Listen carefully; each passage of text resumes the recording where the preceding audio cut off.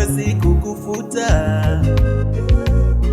Yuko Yesu anaweza kufuta wewe. Yuko Yesu anaweza kufuta wewe. Rafiki yako akiwa na machozi sana kutoka, ataweka piripiri kwa macho. Furaha yao kwako ni kuona wewe machozi yakikutoka.